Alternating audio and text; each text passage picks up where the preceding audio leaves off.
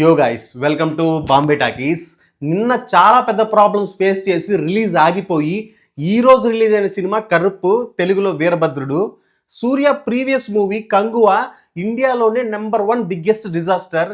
ఈ సినిమా 132 కోట్ల నష్టం తీసుకొచ్చింది.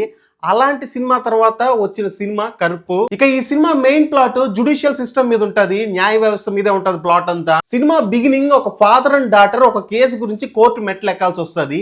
ఆ తర్వాత ఏం జరిగింది అన్నదే మూవీ. ఈ సినిమా ఎలా ఉందంటే, ఫర్ ఎగ్జాంపుల్ మంచి బిర్యానీ చేయాలనుకున్నాం, పెద్ద పొడవాటి బిర్యానీ రైస్ తెచ్చుకున్నాం, మంచి మంచి హై క్వాలిటీ మసాలాలు వేసాం, ఫ్రెష్ చికెన్ వేసాం, అయినా బిర్యానీ అవ్వట్లే, ఎందుకంటే స్టవ్ అంటించాలి.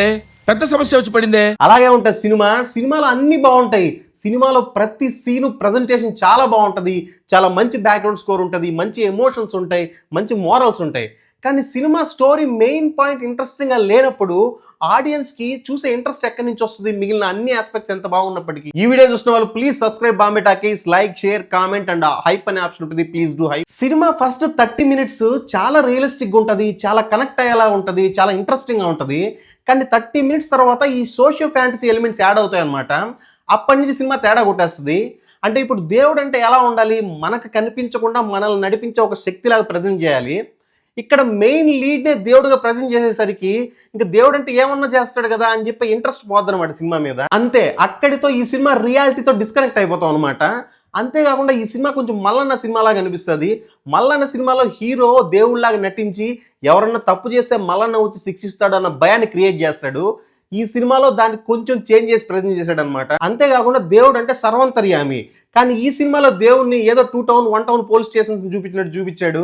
అంటే ఈ పరిధిలో మిస్టేక్ చేస్తే మాత్రమే మా జ్యుడిషియరీ కింద వస్తుంది, దాన్ని దాటిపోతే దానికి వేరే డిపార్ట్మెంట్ ఉంటుంది, వాళ్ళు చూసుకుంటారు అన్నట్టు ఉంటుంది దేవుడి ప్రస్తావన ఈ సినిమాలో. అండ్ ఈ సినిమా బిగినింగ్ పాయింట్ ఆ ఫాదర్ అండ్ డాటర్ కేసు ఏదైతే ఉందో దాన్ని సాల్వ్ చేయడానికి వచ్చిన హీరో ఏ రేంజ్ లో కష్టపడతాడు, ఏ రేంజ్ లో విలన్ కాంపిటీషన్ ఇస్తాడని అనుకుంటాం. కానీ 1-2 అబ్స్టకల్స్ తర్వాత జస్ట్ లైక్ దట్ అన్నట్టు ఈజీగా అయిపోతుంది ఆ కేసు. అయితే ఈ సినిమా నేరేషన్ అంత కన్విన్సింగ్ గా లేనప్పటికీ ఈ సినిమా ప్రజెంటేషన్ మాత్రం చాలా బాగా ప్రజెంట్ చేశాడు. అండ్ ఈ సినిమాలో అడ్రస్ చేసిన ఇష్యూస్ అయితే వెరీ ఇంపార్టెంట్ ఇష్యూస్. ఈ సినిమాలో చూపించిన నీతి కూడా ప్రతి ఒక్కరు ఖచ్చితంగా పాటించాల్సిన నీతి. ఒక మనిషికి బేసిక్ నీడ్స్ అందుబాటులో ఉండాల్సినవి విద్య, వైద్యం, న్యాయం. కానీ ఈ రోజుల్లో ఈ మూడింటిని సాధించడానికి జీవితం మొత్తం కష్టపడాల్సి వస్తుంది. ఏదైనా కష్టం వచ్చిందని కోట్ల మెట్లు ఎక్కామంటే ఆ కాళ్ళు అక్కడే ఎన్నో ఏళ్ళు ఉండిపోవాల్సి వస్తుంది. ఇలాంటి విషయాన్ని చాలా నీట్ గా ప్రజెంట్ చేశాడు. చాలా మంది కనెక్ట్ అవుతారు కూడా ఈ పాయింట్ కి. అండ్ ఈ సినిమాలో ఇంకొక ప్లస్ పాయింట్ సూర్య లుక్స్. చాలా ఎక్స్ట్రాడినరీ కనిపిస్తున్నాడు సూర్య ఈ సినిమాలో.